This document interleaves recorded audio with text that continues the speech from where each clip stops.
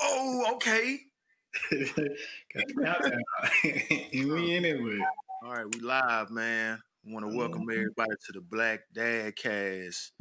With my partners, I'm gonna let them introduce themselves. Episode 1, man. It's your boy Dub coming in live from Houston, man. Just happy to be here, talk about some things today, man. What? You know, CB, Bolden, Chris B, go by many names. AKA. Renaissance man. This nigga can do everything. What's going on? And lastly, I'm Ryan. And we're gonna spell it RHINE, because that's how people say it anyway down here in the South, coming from Houston, Texas. Mm-hmm. So it's Ryan, man. There we go, man. And so we just coming to y'all, man. New podcast, the Black DadCast. This is episode 1. We wanted to put together something highlighting the stories of Black fathers and talking about what's happening with Black fathers all over. I don't think our story gets told enough, and so these fellows agree with me, and so we came together and we got some heat in the trunk for y'all. Right. So, in the interest of time, we're gonna jump right into it. You're gonna get some laughs, you're gonna get some cries, you're gonna get some. What the hell did he just say? Just go with it. Yeah, we go with it. I think we kind of fly off the rails a little bit. We all just got on here with these great shirts, man. This wasn't no point in history. Yeah, we didn't rehearse this shit. That was not planned. Everybody got on the call and it's gray shirts across the board. It's like the lounge around shirt today. Podcast, why not? Look, I'm surprised I ain't got no baby spit on mine. Campbell was drooling hard on the player earlier. Or yours. Yeah. Yeah. You see my wrinkle, we've been tussling, so it's what it is over here. It was a grab and go. Man. Sure, wrinkle as hell. So yeah, thank everybody for tuning in, man. I guarantee we're gonna have some good content for y'all. Stick with us. Like I said, this is episode 1. So if you see a few kinks, of course, we're working those out. The production is gonna get bigger and better every time. So we're just gonna jump right into it, man. John, you want to take us to the first topic? Yeah. So just a smooth, quick introduction about who we are. I'm John. I'm 32. People call me Dub, kind of my nickname. Just been knowing these boys for quite some time. All of us being fathers, we sit around and we talk about our life and what's been going on and our day to day. And we like, man, we might as well just get on here and chop it up, see what everybody think and feel about what we got going on, because we're not the only ones that's living this life. You know, we got 24 hours in a day and it's a lot going on. We only got so much time to ourselves. But we all believe that it's rewarding. We hope so, you know, with all the effort that we put in with our family and with our friends. And we figured what better to get on here and talk about it. So for me, I have a 4-year-old son named Baylor. So I'm a father of 1, husband. My wife's name is Jay, and we're just gonna roll like that for now. Y'all get to know me more throughout the episode, man. Bolden, tell them a little bit about you, man. Oh man, Chris Bolden, go by Bolden, last name. Some people call me CB, but Bolden is fine. 32, from Houston, currently live in Atlanta. Father of 2, about to have a 3-year-old in 3 days. And then I got a 1-month-old. He turned 1 month today. Oh, man, congrats, man. You kept me alive for a month, dog. Yeah, a month, bro. You don't understand how big of an accomplishment that is. Baby, be alive for a month. But yeah, so Caleb, oldest, Camden, the youngest. I'm married as well. Wife name is Whitley.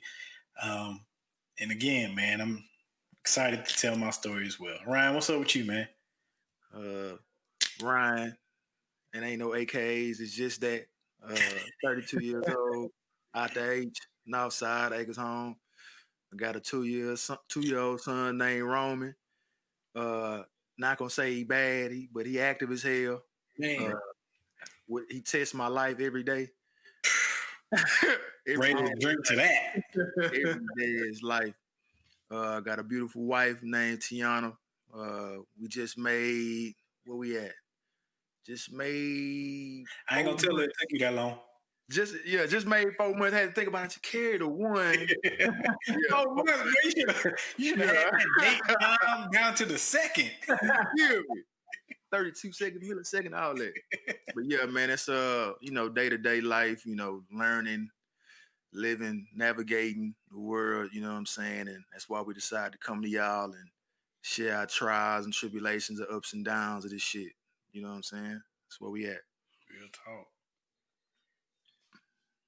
We kind of go right into it. I guess what a lot of people probably like, y'all just sitting up around the house, man. Why y'all chose to do a podcast talking about fatherhood, man? It's a lot of things going on in this world.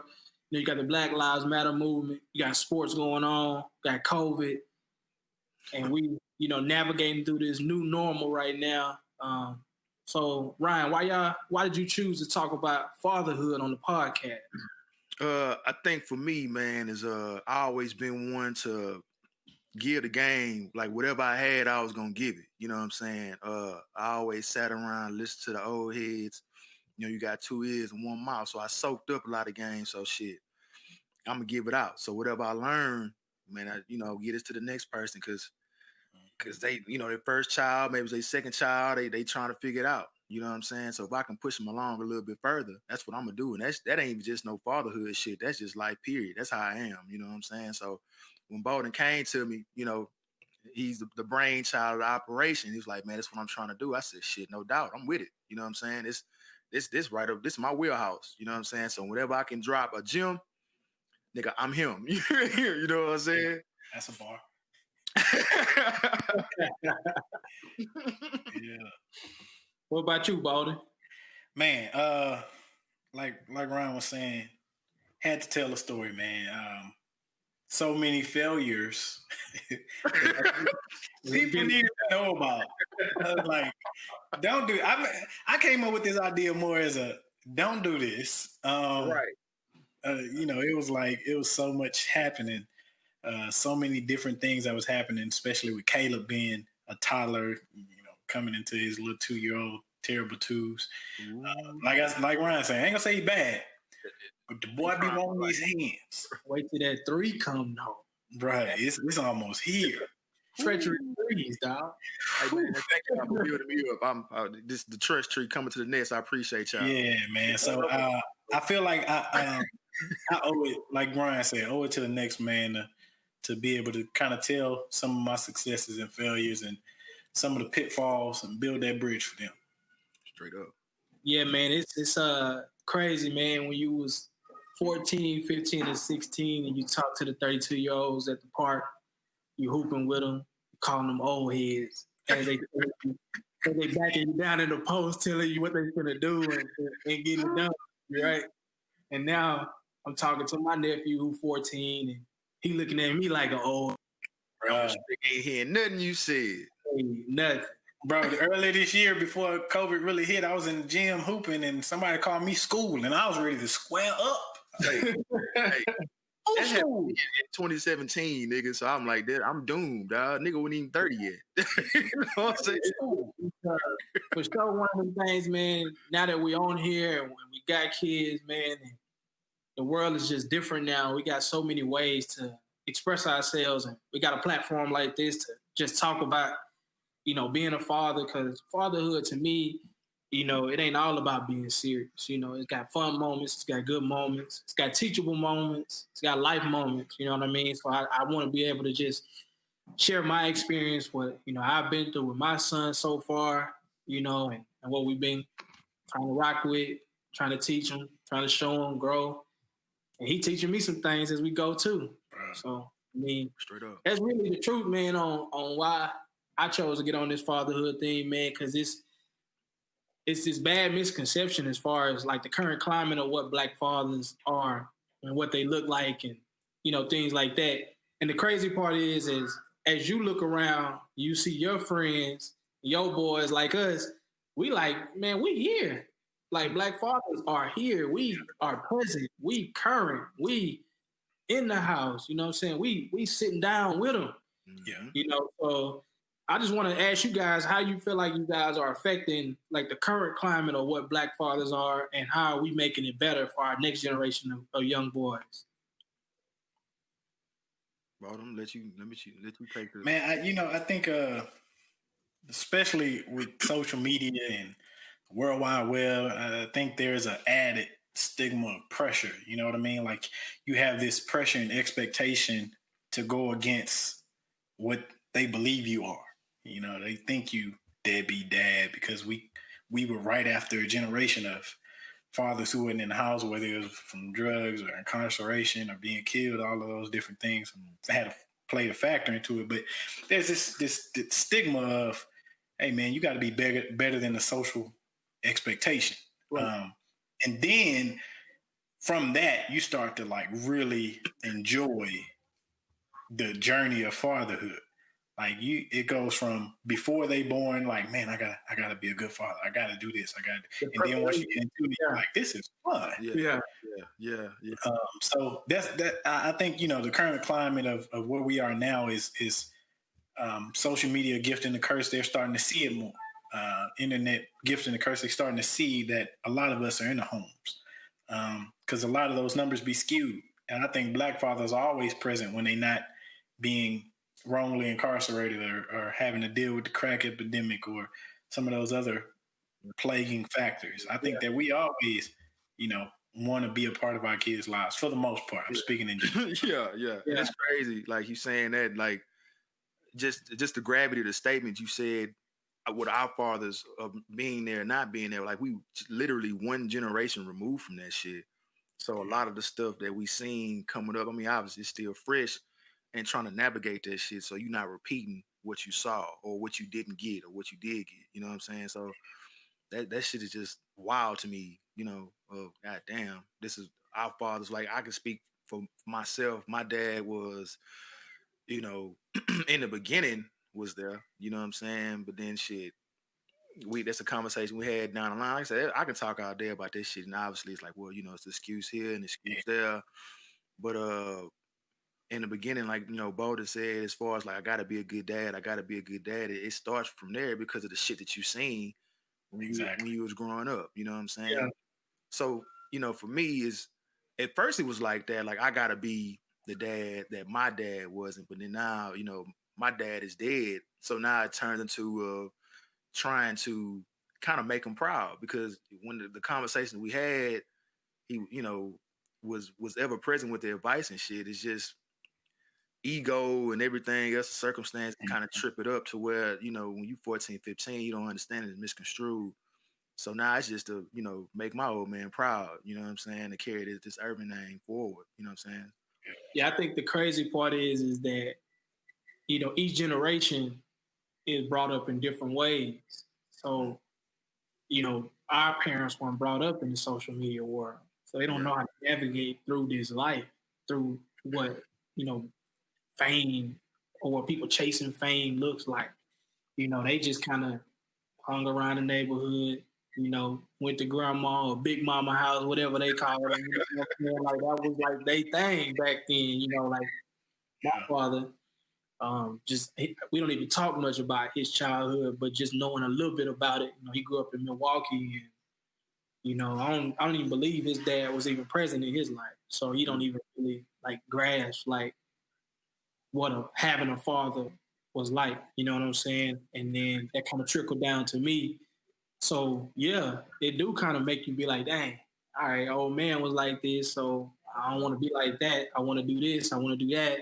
You know, I want to try this or try that. You know what I'm saying? Just kind of make things different. But just to kind of give some stats to what Bowden was saying, I pulled up Newsweek.com and I'm gonna read just a small paragraph, not too much. It says, meanwhile, among fathers who live with their children, Black dads are in many ways the most in kids' lives. Hey, say that, Black fathers, bro. Say the line again. It says Black dads are in many ways the most involved in their kids' lives.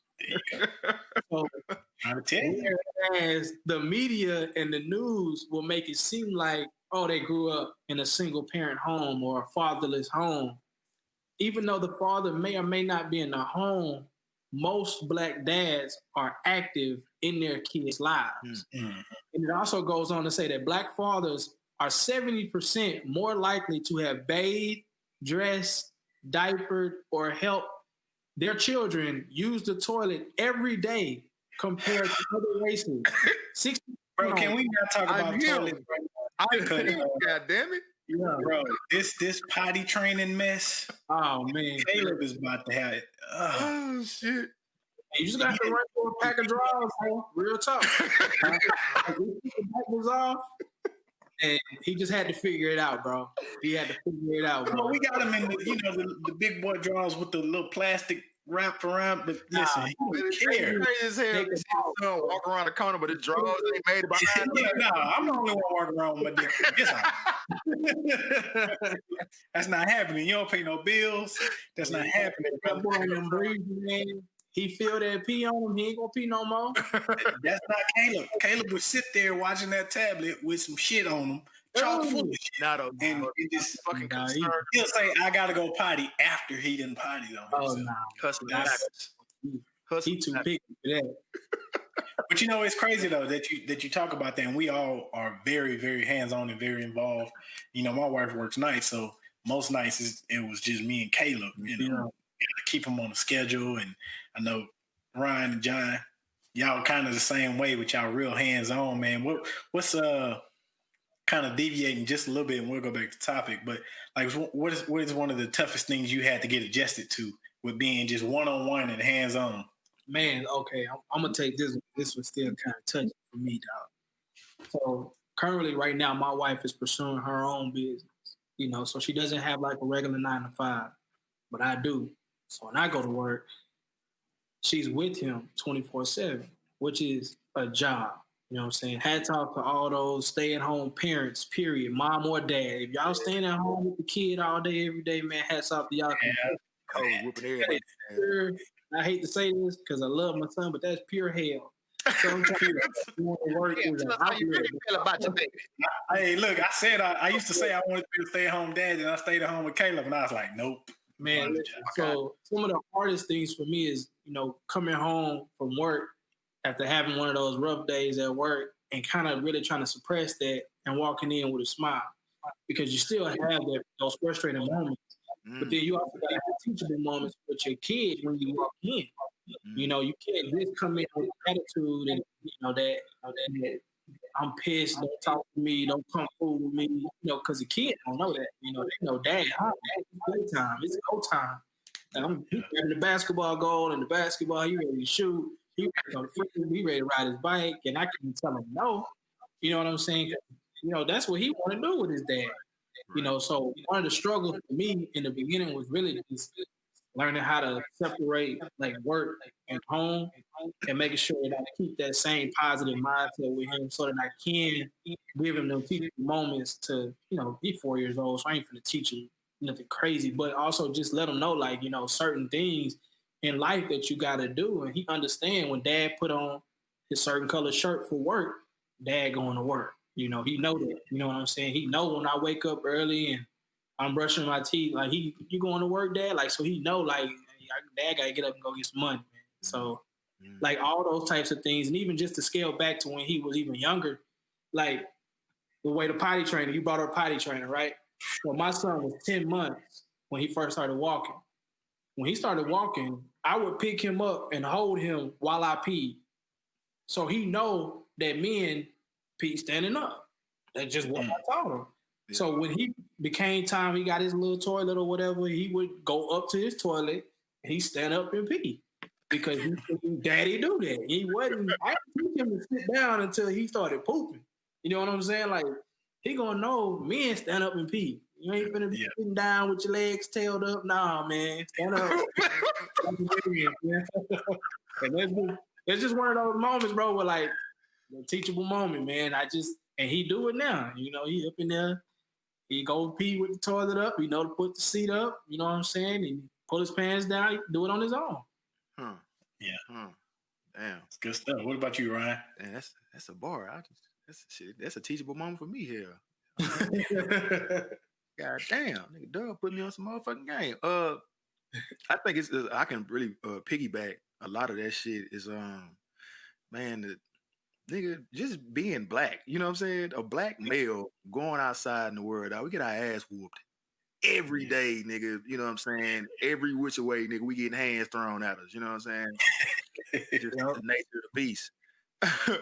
So just to having to compartmentalize all of that shit and come home you know, and my son too. So he can't communicate outside of,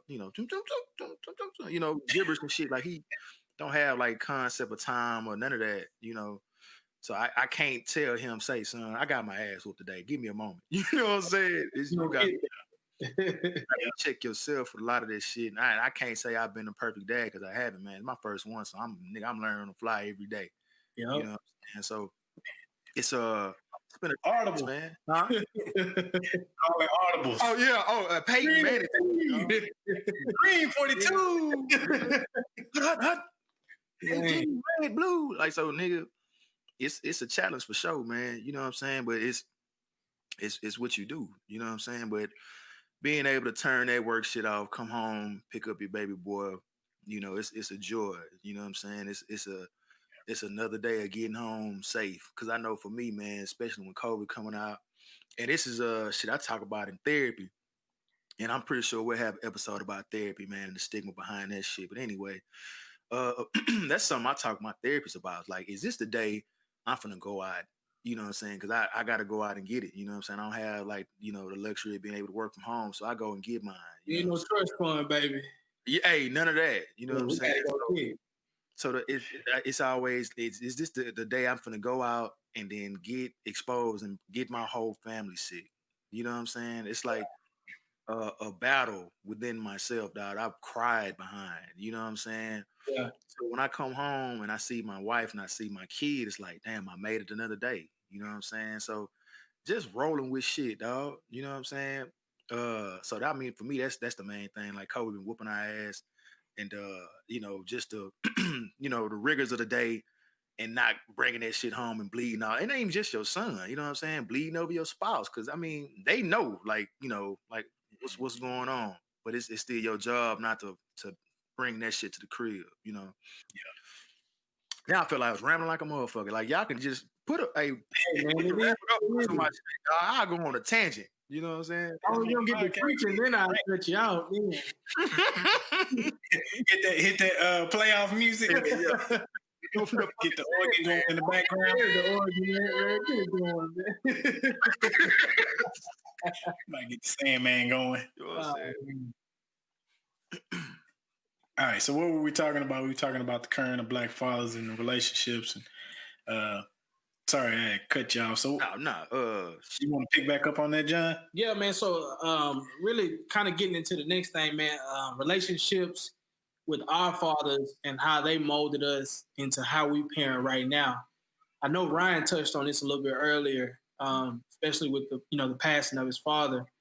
And some of the gems that he dropped on you before he passed away, man. So I'm gonna let you kind of kick it off, man, and just kind of talk about it. You ain't gotta feel like you rambling, man. It's a lot of good stuff, man, that you probably got from your old man that somebody on here gonna be listening and gonna want to hear that, and they're gonna use that at some point in time, man. So just tell us how your relationship was with your father, and some of the things that he taught you, and some of the things that you taken from him with how you parent, and also some things that you saw that you didn't like, that like, hey man, I probably won't do that as a father.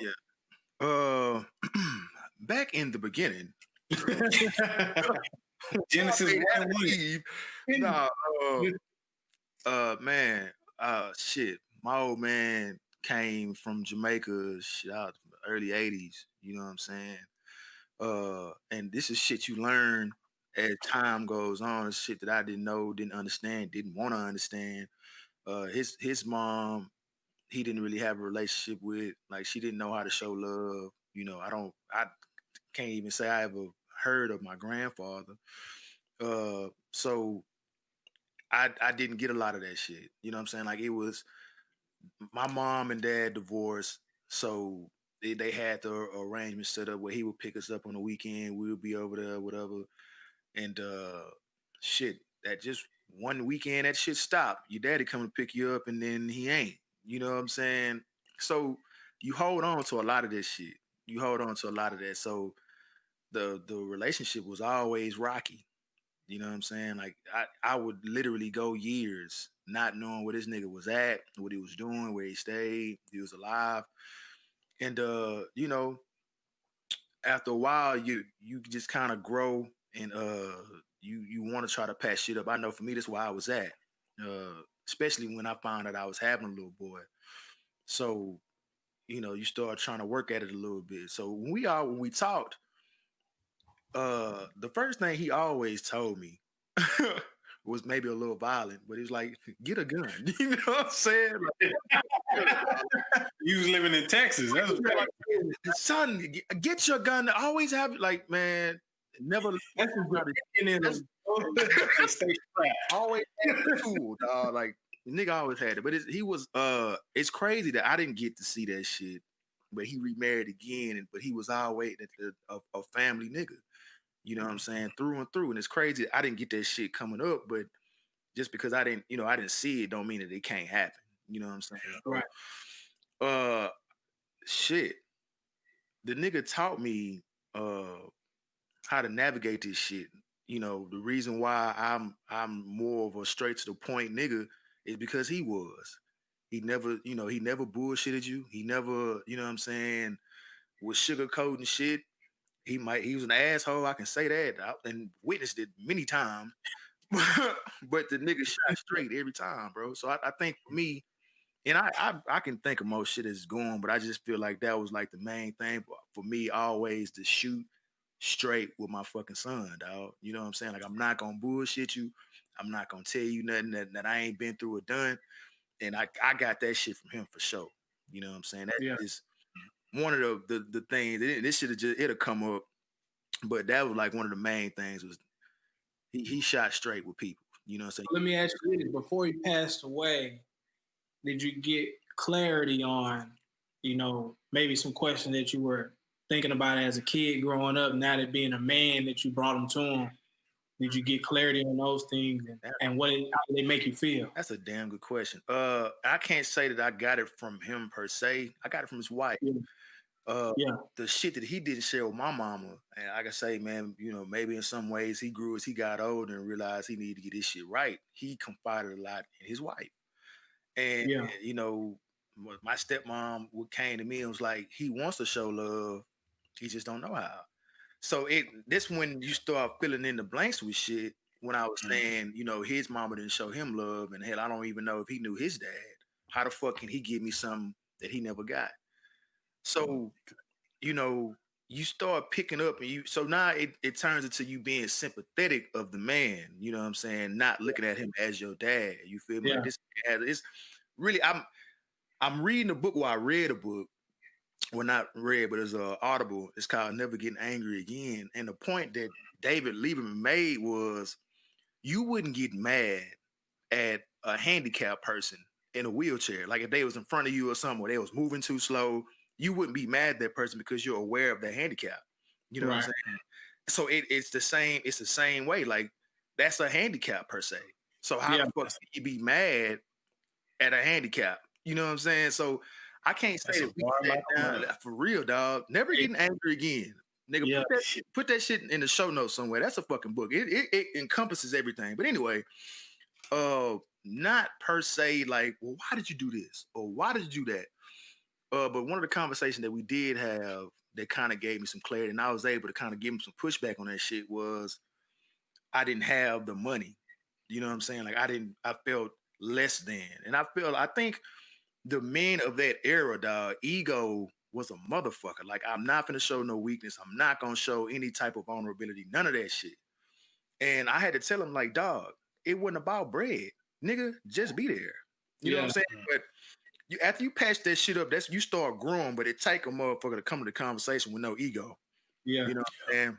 So we talked some, and I'm glad the last conversation we ever had, man, that I might get choked up talking about this shit, but that man told me he was proud of me and he loved me. I don't need shit else. You feel me? Yeah. Nothing else from that. That's big, bro. He told me he loved me. He told me he was proud of me. You feel me? So that's enough to carry me on, dog, for the rest of my life. Yeah. Man, appreciate you for being vulnerable right there, man. Cause, man, listen, you're not the only one out here that's lost a father, man. Right. You know, the people that's gonna be listening to this, man, that lost a father, and they may feel like that. You know what I'm saying? They may have tough days, tough moments, but to have that in your head as one of the lasting things that he told you, man, you can continue to grow on, man. And it's crazy that you say that, bro, because my relationship with my father wasn't the greatest growing up, you know, and actually me and my wife just moved, so we're in a new spot right now, and he came over. My dad don't ever drive outside of Humble, bro. He's staying humble. Yeah, he don't leave Humble, bro. Like he don't leave. He just got a car, a new truck. He been driving a lot lately, and I told him, you know, come see my place. He called me like, I'm gonna come check it out Thursday. So we came over Thursday, man, and we just sat and hung together. And when he got home, he texted me those exact same words your man said, bro. So it's and at 32 years old, man, it still means something. It still, bro, it means everything, man. Like I read it, and I just kind of felt like, hey, man, I was able to like have my dad over my place, you know what I'm saying? And entertain him and give him, you know, a little time and attention.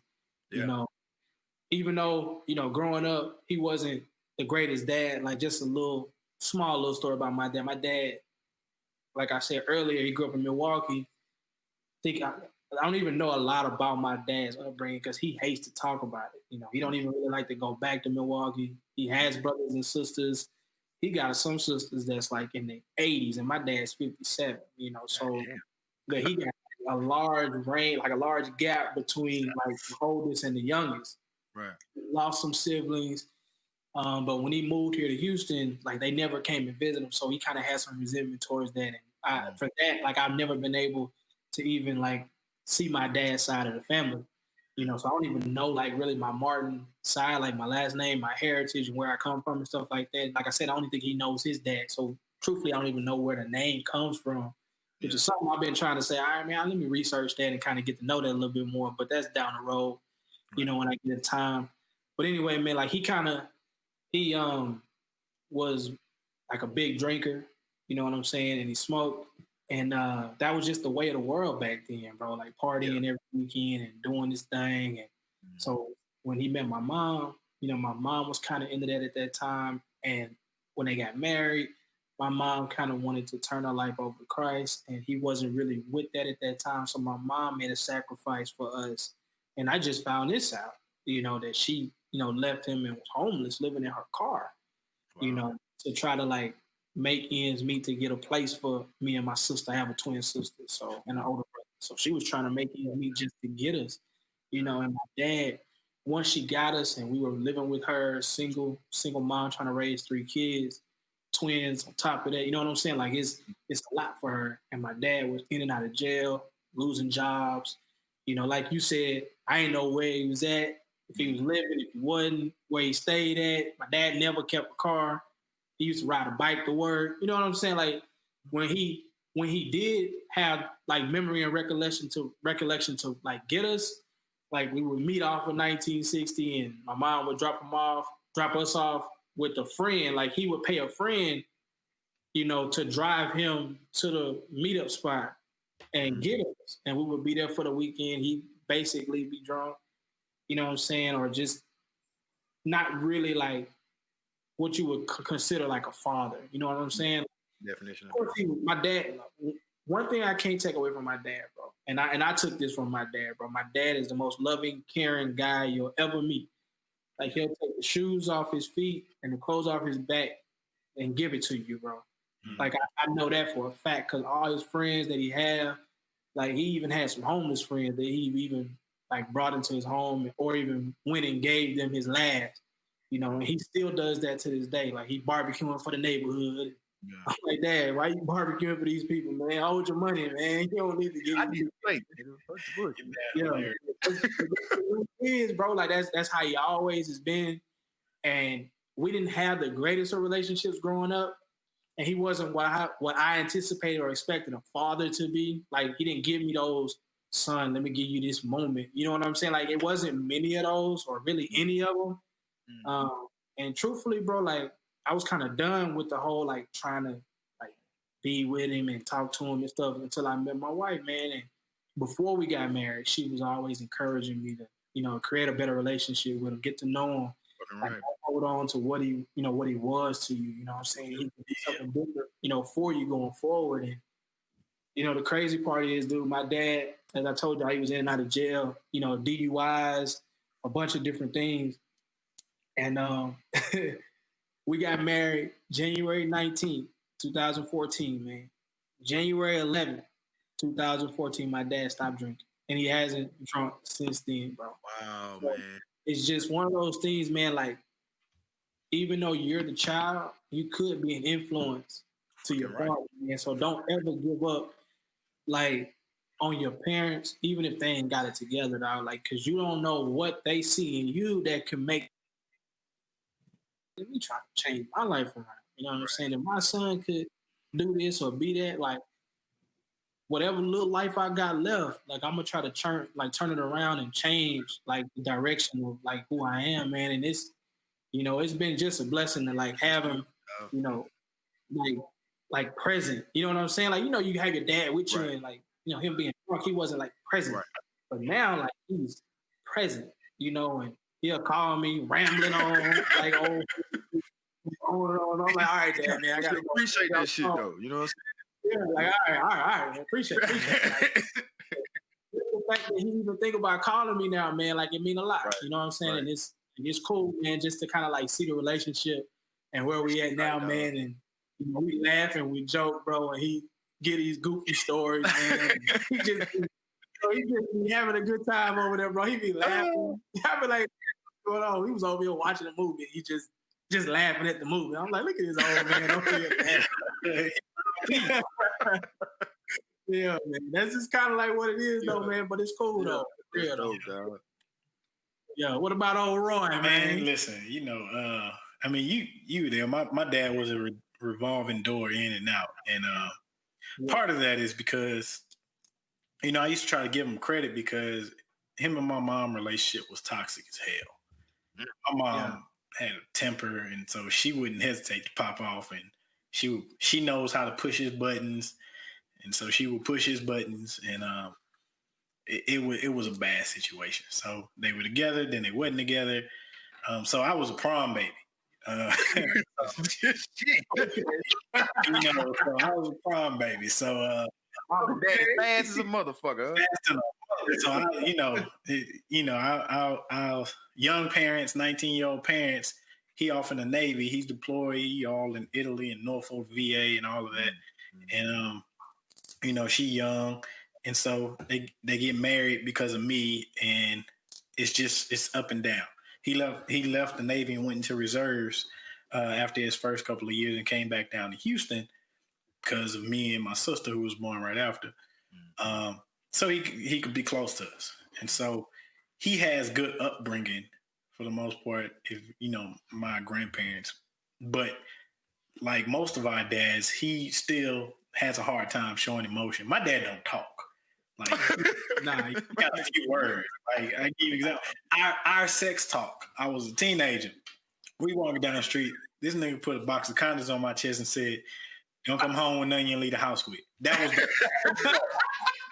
that's a fucking bar, though. That's a bar, right? But you know what's crazy? We got right through it. Because even when I went to college, I was like, "Don't come home with nothing you leave the house with." Got it. Like, it was simple. It was effective, right? Yeah. So, but my dad was in and out, in again, out again. Just when you think they would work it out, it'd be gone again. He'd get married and have kids over here and kids over there.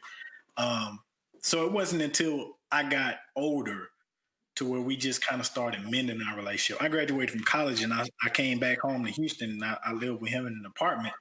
And I was like, oh yeah, our relationship gonna get good. And then we hardly ever see each other, going back and forth. I remember that. Yeah. So I was like, "Where your dad? I ain't seen that nigga in 3 days." You know what I mean? And I'm not really one to display emotion like that either. So it was like two brick walls trying to come together. You know what I mean? So I had to learn that trait too. Yeah. Most of what I learned about being a man, I actually learned from my mom's dad. So my grandfather was a key figure in my life to this day.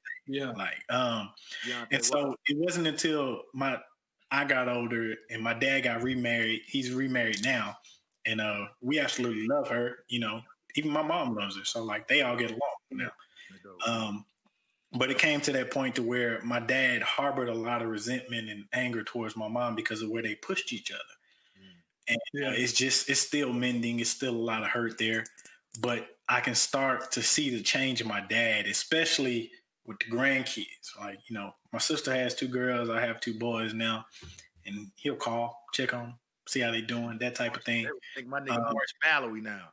Yeah, you know what I mean? And it wasn't until my wedding day to where he actually, said something that I really, really was like, whew.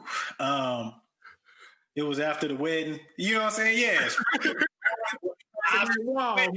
cutting the onions in here? And my wife was in the car. She's in the passenger seat. We stand outside the driver's seat. We talking, and he said, "You know what, man? You're a much better man than me than I was at that age." Mm-hmm. I was like, I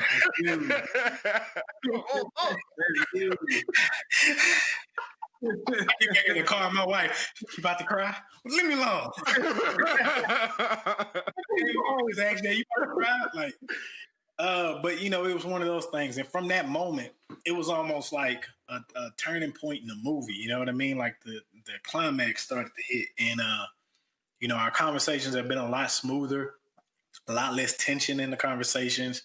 That was almost 5 years ago. And it was just one of those things to where we started to just build and grow. And my dad is a totally different person from where he was when I was a kid. I think he was kind of like, he felt like he had to be a little bit away just because of the relationship with him and my mom. And then that made it awkward for us. And then on top of that, you had my mom who knows how to push buttons. Love, sweet woman, give you everything you want. But when she get mad, she like to push buttons. She gonna push a button. She gonna push a button. she gonna push them damn buttons. Don't push that button. Nah, and so it was one of them things to where it caused a lot of confusion for me too, because she would say, "You acting just like your damn daddy," and call you his name, and it makes you feel like, well, I mean, no, what? And now you're trying to figure out, like, I act like him. Am I supposed to act like him? Like, what am I doing? And him makes you feel like, dang, I'm not good. Yeah, exactly. Yeah. She called you his name, and I was like, well, damn, what I do? Roy.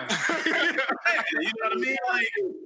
Like I got issues with him too. Why you calling me him? Yeah. It was one of those things to where, those are deep-seated things. Like you say, you talk to your therapist about it, and you be like, those deep-seated issues kind of put you in a different mind frame, especially when you have your son, you looking at him like, man, I hope we don't never get to the point to where your mama is saying something. You know what I'm saying? Like your dad. I want that hopefully in a good way. Yeah, I want that to be a compliment for you to say. You to be strong, goddamn. For the and so our relationship is been on the mend, and my kids have helped that, but it started to mend before. It just kind of was a catalyst before it. Right. So I appreciate my dad, and even though I can't say that I got a lot of my life lessons from him, I've looked at him and learned a lot of things not to do. Yeah, and that's still a blessing too, though, bro. Exactly. So it fills that void for me. But now his older age, I kind of like pay attention to how he's operating, and he's on it. He gets it, and it's almost like a beacon to look towards, a reference point. You know what I mean? Yeah. I love my grandfather, and I'm glad that he was able to teach me everything that I know about being a man. But it's something about a young boy that you want your father to be that beacon, that lighthouse. Oh yeah, so, for sure. Like, I think one of the things that we can all say, looking and listening to our stories, is that over time we got to see our fathers in a different light. You know, whether them being good or bad, or what we thought about them as we were younger. Over time, they became something different to us. So it's never too late. You know what I'm saying? To have that relationship with your father, man. I think that's huge. Fucking right. And I can say for myself, and I'm glad you said that. I think Dub or Bowden said, as far as like just not giving up on your parent. You know what I'm saying? Just based off what they seen or what they got coming up. You know what I'm saying? Because I can't tell you how many times me and my old man got into it. I done cuss this nigga out before. You know what I'm saying? And he'll say some weak ass shit. I'll say some weak ass shit. Like, you know what? I told wife a few times, man, I'm not calling this nigga no more. Or I Man, ain't going out there no more. You know? Me being, you know, the person I am, dog, I always go back. You know what I'm saying? Because again, you take your parent off a pedestal and see them from being another fucking human that's flawed just like you are. You know what I'm saying? And once you have that perspective and understanding, it's easier for you to give a motherfucker a chance. If you got somebody on the pedestal, your expectations is real strong, you set yourself up for failure a lot of time, man. So if y'all, you know, just for me, you know what I'm saying, since my father's not here, man, like take advantage of that. You know what I'm saying? If your shit rocky, man, 9 times out of 10, you can come back from it. You know what I'm saying? I don't think it's no damages that can be, you know, fixed or amended. It's you can always come back from it if you want to, and that's really what it boils down to on both sides is want to. Yeah. You know, and I don't want to get too spiritual on it, but you know, man, bring it on, man. Give me the word. Say, honor your father and your mother. You know, it does say that your days will be shortened. You know what I'm saying? So, a lot of times, man, you may not realize, like, dang, why I keep accepting this man back? Like, why I keep dealing with this, or why I keep going through that. You don't want them days shortened, bro. In the back of your mind, you know that upbringing, bro. You know, like, man, I gotta get this right. At some time, like, it's gonna turn, like the corner gonna turn, you know, because all bad things don't last. You know what I'm saying? Like at some point in time, it's gonna, you know. Just want to close it out here, man. The last thing, you know, before we, you know, get out of here, this is a question to all of our listeners and to us, and we'll share as well. So when you guys get a moment, you know, go ahead and put your fatherhood story. And what I mean by that is to share your fatherhood story, something that you would like to share that you learned from your father that either taught you something, whether good or bad, and kind of lasts with you to this day, man. So go ahead, Bowden. Go ahead and let them know your father. Hit us on the socials, the Black DadCast on all socials. So Facebook, Instagram, Twitter book. You know, shoot us a DM or on email, theblackdadcast@gmail.com. And you know, shoot us up. We on our website, theblackdadcast.com. It's working, but it's, you know, we still adding layers to it. But tell us about your story.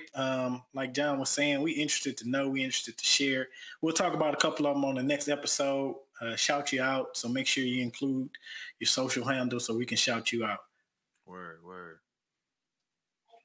What else we got? That's it, man. For this one, man. This point, man. Y'all talking about this motherfucking finals because Dub was like, man, shit, man, y'all want to push this up, man? I don't want to miss the finals, man. I'm trying to let me miss this game, man. All right, just so we can have it on record. Ryan, who you got? I said the Lakers in 6 from the jump. LeBron James. Okay. I had the Lakers in 5, but Danny Green, he, you know, that nigga ain't, boy, let me tell you something about Danny Green, dog. Every time I see this nigga shoot a fucking 3, he playing that bitch. Every time, dog. If KCP had that, we had a Larry O'Brien right now, man. LeBron had no phone, dog. But that's another story. But you know who I was mad at? That they just let him ride. Markieff Morris. Bro, what were you doing? Yeah, he threw that. With 1.7 seconds left, dog, who really gives a shit? Like it was enough time. He had 3 open men around him. The donkey of the day, nigga. Shout out to Danny Green. Danny fucking Green, bro. Yeah.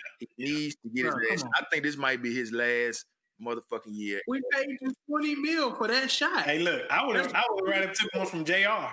Come on, man. At least if JR missed, you know he good for fucking. You know he gonna shoot that bitch. He gonna shoot it. Yeah, okay, so everybody got Lakers going on tonight. We gonna tune in to the game. Try to run to the store, grab a brew or two. Thank y'all for tuning in to this first episode. Again, we are excited. We got some really, really good topics going on for this first season. Again, this is episode 1. We wanted to talk more about background and kind of structure, foundational stuff to kind of get us to that point. As you'll see, every episode is going to build on itself. So again, you got Ryan, Dub, myself, Bowden. Hit us up. We'll be on the socials. Again, the Black DadCast on Instagram, Facebook, Twitter, the Black DadCast at gmail.com. Hit us up and let us know what you thought about the show. The YouTube page will be up soon. The Black DadCast. Yeah, that BDB, baby. Man, we're gonna be friends. Yeah. Yeah, I guess we got our uniform on, so we might as well get our logo on these gray shirts.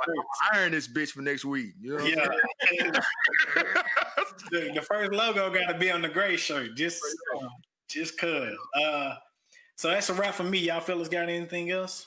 No, man. I think we buried our soul in the first episode, man. You know what I'm saying? You pushed us off the ledge, and we on here, so it is what it is now. I'm about to hesitate. Nate's like, you want to go now? Today? Damn, we just got the mic last week. Oh, come on, let's do it. My mind work right now. Man. I'm like, all right, cool, we live. What's up? Man, we out here, man. We out here. Y'all, we growing as dads and as podcast associates. Y'all just ride the wave with us. And that's all it is. Till next time, we'll see y'all boys. Peace.